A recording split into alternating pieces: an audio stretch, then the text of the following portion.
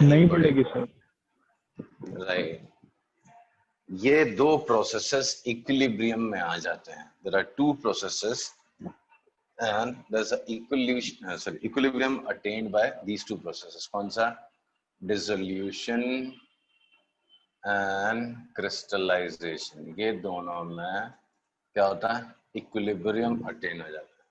The two processes attain equilibrium and concentration of solution does not increases further. Concentration of solution does not increases further. Logical है? हाँ। ये equilibrium dynamic है। Actually हो क्या रहा है, आप सोल्यूट ऐड कर रहे हो, सॉल्वेंट ऐड कर रहे हो, जो रिजल्ट बन रहा है that is known as solution. And ये दो चीजों में इक्विलिब्रियम बन गया, राइट। अभी क्या हो रहा है, वहां पे कुछ क्रिस्टल्स भी पड़े हैं, नीचे कुछ क्रिस्टल्स भी पड़े हैं, राइट। जब आप उसको स्टर करते हो तो क्या होता है, इनमें से कुछ पार्ट सॉल्यूशन में चला जाता है और जितना पार्ट सॉल्यूशन में जाता है उतना ही पार्ट वापस से क्रिस्टलाइज हो जाता है, राइट।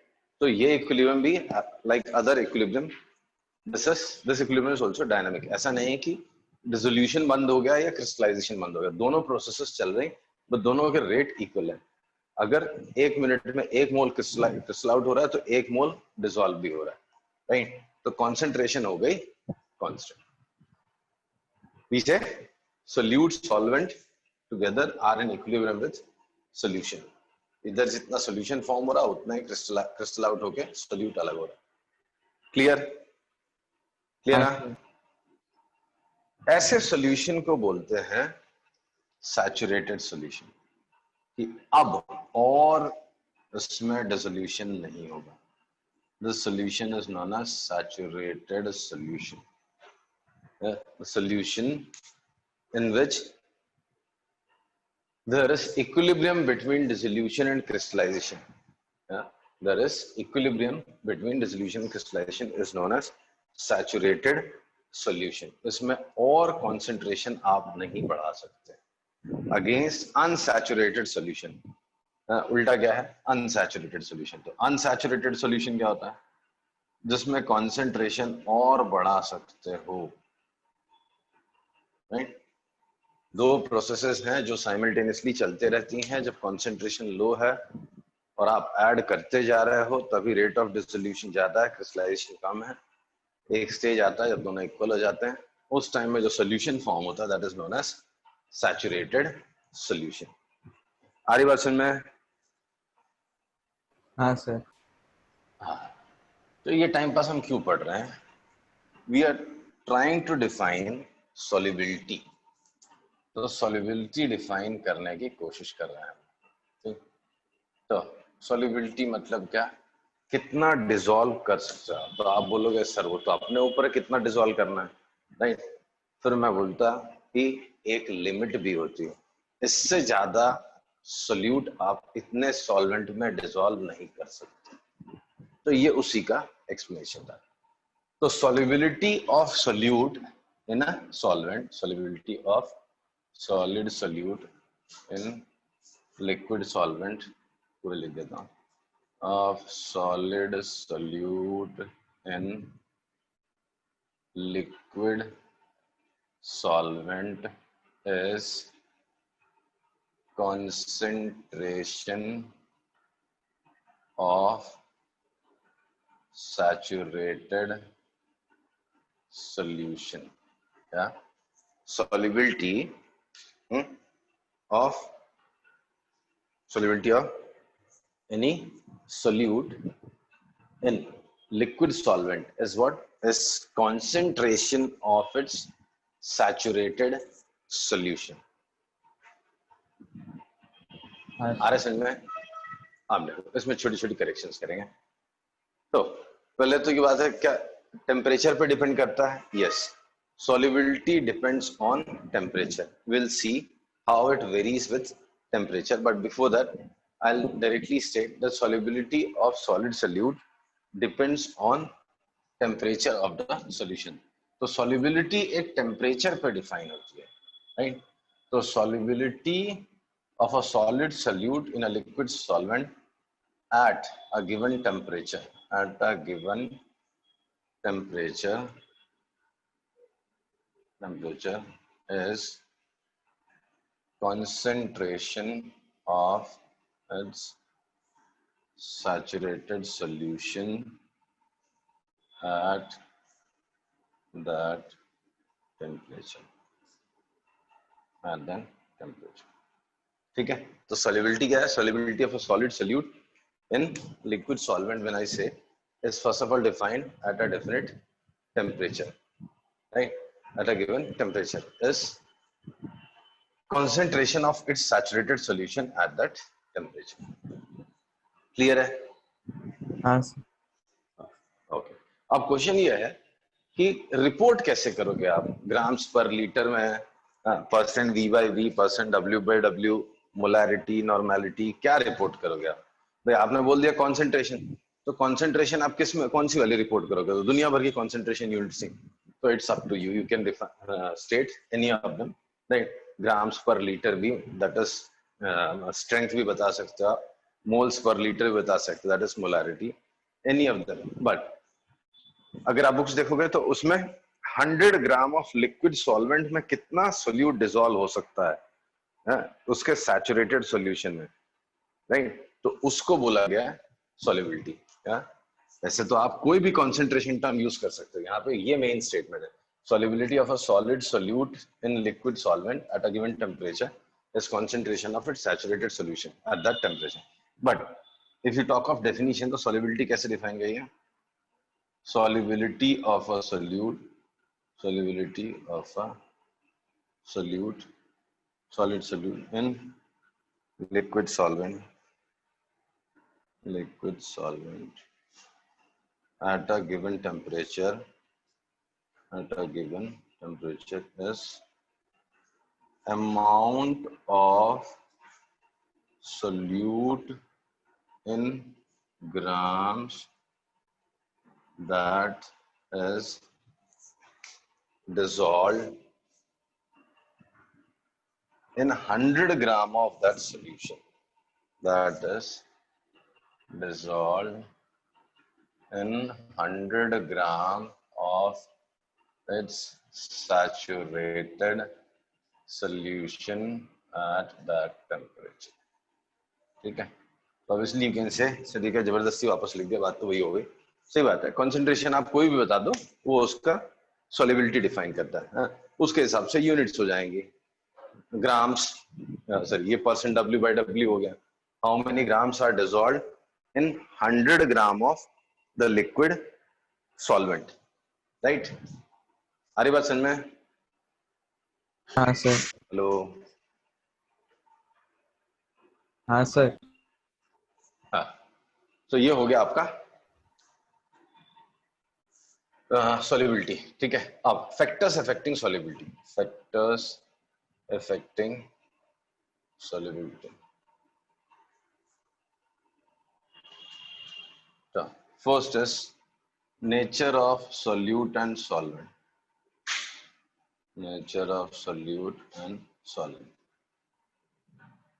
ऑब्वियसली हर चीज, हर सॉलिड सॉल्यूट को आप उतनी क्वांटिटी हर लिक्विड सॉल्वेंट में डिसॉल्व नहीं कर पाओगे। शुगर का सॉल्युबिलिटी कुछ और होगा, सॉल्ट का सॉल्युबिलिटी कुछ और होगा, राइट? तो जैसे आपने कभी किचन में इंटरेस्ट लिया होगा तो यू वुड हैव ऑब्जर्व कि सॉल्ट का सॉल्युबिलिटी ज्यादा होगा, more grams of salt you can dissolve in water as compare to sugar at a given temperature, right? अगर आपने कभी नोटिस किया हो, नहीं तो भी चलेगा। तो हर चीज की सॉल्युबिलिटी, मतलब किसी भी सॉलिड सॉल्यूट की सॉल्युबिलिटी लिक्विड सॉल्वेंट में सेम नहीं होती, डिपेंड करता है किस पे, क्या सॉल्यूट है क्या सॉल्वेंट है, राइट? कुछ मेजर क्लासिफिकेशन है क्या? कुछ मोटा मोटा आइडिया लग सकता है क्या? वैसे तो हर एक सब्सटेंस का अलग होगा, तो वो तो छोड़ दो, बट कुछ एक रफ आइडिया मिल सकता है। यस, तो यहाँ पर लिखा हुआ like dissolves like, like dissolves like. ना लाइक मतलब क्या? लाइक में अगर सोल्यूट आपका आयनिक या तो पोलर है, आयनिक है या तो पोलर है, और सॉल्वेंट भी आपका पोलर है, जैसे वाटर हो गया पोलर है, मतलब वाटर ले लो आप, हाइड्रोजन सल्फाइड ले लो आप, और भी कुछ कुछ पोलर सॉल्वेंट्स होते हैं, और यहाँ पे NaCl ले लो आप, राइट, MgCl2 ले लो आप, ऐसे बहुत सारे सोल्यूट है, राइट। तो ये जो सोल्यूट है ये पोलर सॉल्वेंट में ज्यादा अच्छे से डिसॉल्व होंगे as compare to non polar solute. हरी बात सुन में, तो पोलर सोल्यूट किसमें डिसॉल्व होंगे अच्छे से? पोलर सॉल्वेंट में, पोलर में। वाटर में डिसॉल्व होंगे। हाँ, तो लाइक डिसॉल्व्स लाइक लिखा हुआ, तो आयनिक और पोलर सोल्यूट जो होगा that will be more soluble in polar solvent, ठीक। वेयरएस नॉन पोलर सोल्यूट है, नॉन पोलर सोल्यूट होगा तो it will be more soluble in non polar solvent. Non polar solute होगा, नॉन पोलर सोल्यूट तो will be more soluble in non polar solvent. Non polar solvent मतलब organic solvents हैं, benzene, benzene है, CCl4 carbon tetrachloride, CHCl3 chloroform, these are organic solvents, ether। तो non polar solute होगा तो it is more soluble in non polar solvent. आ रही बात समझ में? तो स्टेटमेंट क्या है? Like dissolves like. Polar solute है या आयनिक सोल्यूट है तो it will be more soluble in, बोलो भी, कोई रिस्पॉन्ड ही नहीं कर रहा है आयनिक। फिर से। मतलब पोलर सॉल्वेंट मतलब वाटर में मोर सॉल्युबल होगा, नॉन पोलर सोल्यूट होगा तो नॉन पोलर सॉल्वेंट, राइट ना। Explanation for the same, explanation क्या है, ऐसा क्या होता है? तो पहले ionic in polar solvent, ionic in polar solvent देखते हैं, आयनिक इन पोलर सॉल्वेंट देखते हैं। लेट अस अज्यूम NaCl है, ठीक है, तो NaCl है, आपने ऐसा लिया, चलो NaCl लिया, और इसको आपने किसमें ये वाटर में डिसॉल्व करने की कोशिश करी, तो होता क्या उसके अंदर जाने के बाद? ये जो नेगेटिव साइड है, नेगेटिव आयन है, this will be surrounded by hydrogen, ऐसा ऐसा इसको सराउंड कर लेंगे। तो ये H2O मॉलिक्यूल है, this is oxygen partially negative and this is hydrogen partially positive, positive negative, positive negative. So negative part of the ion salt will be surrounded by positive ions of the positive side of the polar solvent, whereas this side will be surrounded by negative। ऐसा दिख रहा है figure? ये जो आपका solute है, solute ionic form में है, तो ये इसका पॉजिटिव आयन है और ये नेगेटिव आयन है, कैटायन एंड आयन है। तो इसका नेगेटिव साइड आयन जो है सराउंडेड बाय H+, या जो भी अपना मतलब पोलर सॉल्वेंट है, तो उसका जो पॉजिटिव पोल होगा वो उसको घेर लेगा, एंड ये जो पॉजिटिव आयन है उसको नेगेटिव पोल सराउंड कर लेगा, नहीं। अब ये सब मिलके इसको इधर खींच रहे, ये सब मिलके इधर खींच रहे, तो ये जो चीज है टूट जाएगा, कैटायन और एनायन सेपरेट हो जाएंगे। हरी बात समझ में? हाँ। तो कैटायन और एनायन इसके जो होंगे वो सेपरेट हो जाएंगे। सेपरेट होने के बाद क्या होगा? ये सेपरेट हो गए, ठीक है। अब ये आपका समझो नेगेटिव वाला आयन हो गया, एनायन हो गया, तो this will be surrounded by positive once, right. बहुत लॉजिकल लगेगा आपको, इलेक्ट्रोस्टैटिक्स ढेर सारी आपने पढ़ ली है, तो ये ऐसा कुछ इसको सराउंड कर लेंगे, राइट। हर क्वेश्चन में। और ये जो आपका पॉजिटिव आयन था उसको आपके डायपोल का नेगेटिव साइड सराउंड कर लेगा, राइट। आपके डायपोल का नेगेटिव साइड सराउंड कर लेगा। तो अब क्या होगा? इसको बोलते हैं, ये जो ions are hydrated, these ions जो आपका सोल्यूट के आयंस थे दो, कैटायन आयन, तो उनको वाटर मॉलिक्यूल्स ने सराउंड कर लिया, राइट। तो वी से दे become hydrated, so ions become hydrated, basically water molecules जो है उनने क्या किया, आयंस के सराउंडिंग, आयंस के चारों तरफ एक एनवलप बना लिया। अब क्या होगा, ये NaCl का Na+ वाला पार्ट है और ये Cl- वाला है, तो Na+ और Cl- के वापस मिलने का चांस क्या हो गया, बहुत कम हो गया, प्रोबेबिलिटी हैज डिक्रीज्ड। हाँ नहीं समझा? तो उनके टकराने की, मिलने की प्रोबेबिलिटी डिक्रीज हो गई, तो उनके क्रिस्टलाइज होने का चांस जो हो गया कम हो गया। तो वो जो आयंस हैं, जो डिसॉल्व करने का आयंस बचे थे वहां पे, उनके क्रिस्टलाइज होने का चांस बहुत कम हो गया। करेक्ट? हाँ तो बस इसलिए उसकी सॉल्युबिलिटी बढ़ गई। इन टर्म्स ऑफ एनर्जी भी एक्सप्लेन करते हैं इसको। कैसे? दो प्रोसेस हो रहे हैं यहाँ पे। ये आयंस का सेपरेट होना, इसके लिए आपको एनर्जी लगेगी कि एनर्जी आप दोगे?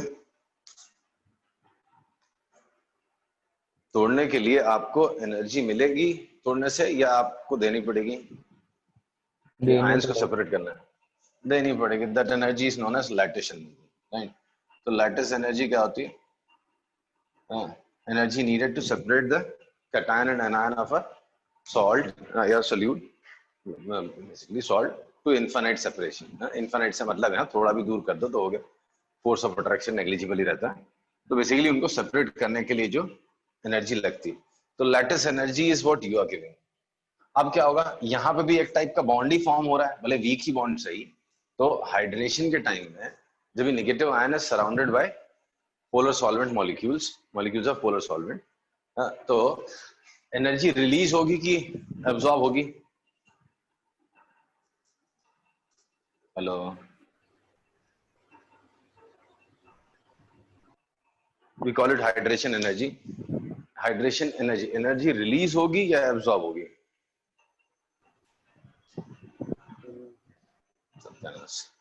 भाई जब बॉन्ड फॉर्म होगा तो एनर्जी रिलीज होगी ना। इसको तोड़ने में एनर्जी लगी जब ये हाइड्रेशन होगा, जब इसको वाटर मॉलिक्यूल सराउंड कर लेंगे, हाँ, तो वहां पे वीक बॉन्ड ही तो फॉर्म हो रहा है कैटायन और डाइपोल्स के बीच में, या तो एनायंस और डाइपोल्स के बीच में, नहीं हो रहा है? हो रहा है। हाँ, तो उसमें एनर्जी रिलीज होगी। तो हम लोग बोलते हैं delta H of lattice if is greater than delta H of hydration. अगर लैटिस को तोड़ने में ज्यादा एनर्जी लग रही है, हाइड्रेशन में कम रिलीज हो रही, तो सॉल्युबिलिटी लो होगी, तो सॉल्युबिलिटी नहीं होगी, नहीं डिसॉल्व नहीं होगी। वेयर एज अगर इसको तोड़ने में जो एनर्जी लग रही है उससे ज्यादा इवॉल्व हो रही है, तो सॉल्युबिलिटी बढ़ जाएगी। राइट? हरी बात समझ में? हाँ सर। तो वी से a substance dissolves if hydration energy is greater than the lattice energy। Hydrate करने से जो एनर्जी आती है वो ज्यादा होनी चाहिए लैटिस एनर्जी से, जो आयंस को सेपरेट करने के लिए एनर्जी लगती है। क्लियर है? हाँ सर। ओके, देन ये हो गई कहानी आपके इसकी आयनिक सोल्यूट इन पोलर सॉल्वेंट। ना non polar solute, non polar solute है एंड नॉन पोलर सॉल्वेंट है। इसमें क्या रहेगा भाई डिसॉल्व करने के लिए कहानी? लास्ट ईयर हमने पढ़ा था कि हर दो पार्टिकल आपस में इंटरेक्ट करता है, पोलर हो नॉन पोलर हो, जैसा हो ऐसा हो वैसा हो, कैसा भी रहने दो, बट सब एक दूसरे से इंटरेक्ट करते हैं। याद है? हाँ कहीं पे फोर्स ज्यादा होता है, कहीं पे वीक होता है, ठीक है? तो नॉन पोलर सोल्यूट है, नॉन पोलर सॉल्वेंट है, दोनों में इंटरेक्शन वीक है। किसमें? सॉल्वेंट सॉल्वेंट का जो इंटरेक्शन हो, ये सॉल्वेंट का एक पार्टिकल है, सॉल्वेंट और सॉल्वेंट का एक पार्टिकल है, फिर सोल्यूट और सोल्यूट का एक पार्टिकल है, इनके बीच में भी इंटरेक्शन है, और तो और सोल्यूट और सॉल्वेंट के बीच में भी इंटरेक्शन है। ये सॉल्वेंट सॉल्वेंट हो गया, ये सोल्यूट सोल्यूट हो गया, ये सॉल्वेंट सोल्यूट हो गया, तो सब में इंटरेक्शन हो रहा है। इंटरेक्शन जो है इसमें भी है, ये भी एक दूसरे को अट्रैक्ट करते हैं, ये भी एक दूसरे को अट्रैक्ट करते हैं, ये भी एक दूसरे को अट्रैक्ट करेंगे। अब सोचो अगर आपकी नेचर ऑफ इंटरेक्शन, जो स्ट्रेंथ या मैग्नीट्यूड ऑफ इंटरेक्शन है, फोर्स है, किनके बीच का, solvent solvent, solute solute and solute solvent, अगर तीनों नियरली सेम हो जाएं तो क्या फर्क पड़ता है? सोल्यूट अपना एक साथ जुड़े हुए हैं, या तो सोल्यूट और सॉल्वेंट फैले हुए हैं, solute is surrounded by solvent particles, कोई फर्क पड़ता है क्या? अगर ये आपस में इंटरेक्शन आइडेंटिकल हो, नियरली सेम हो, तो कुछ फर्क पड़ता है? नहीं। बस तो यही डिसाइड करता है सॉल्युबिलिटी का। अगर interaction between solute solute, solvent solvent and solute solvent are nearly identical, are nearly same, then we say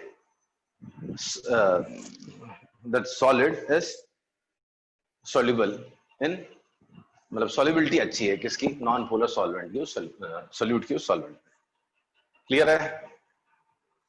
नहीं मजा आया? हाँ सर। पक्का ना? आ रहा है समझ में? कहीं कुछ कमी तो नहीं लग रही? आ रहा है सर। बड़ा आसान वाला पार्ट है अभी तो ना। Next is what is, so as I said temperature पे भी डिपेंड करता है, तो solubility depends on one more factor, that is temperature. Solubility depends on temperature. ठीक है? अब ये टेम्परेचर पे कैसे डिपेंड करती है? तो टेम्परेचर में डिपेंड करने का एक्सप्लेनेशन अलग अलग बुक्स में अलग दिया रहता है, but the correct explanation is, as I said, यहां जब solubility, as I said, solubility क्या है? Concentration of saturated solution, right? Hello? हाँ। और सैचुरेटेड सॉल्यूशन में इक्विलिब्रियम होता है, कौन से किसके इसके बीच में?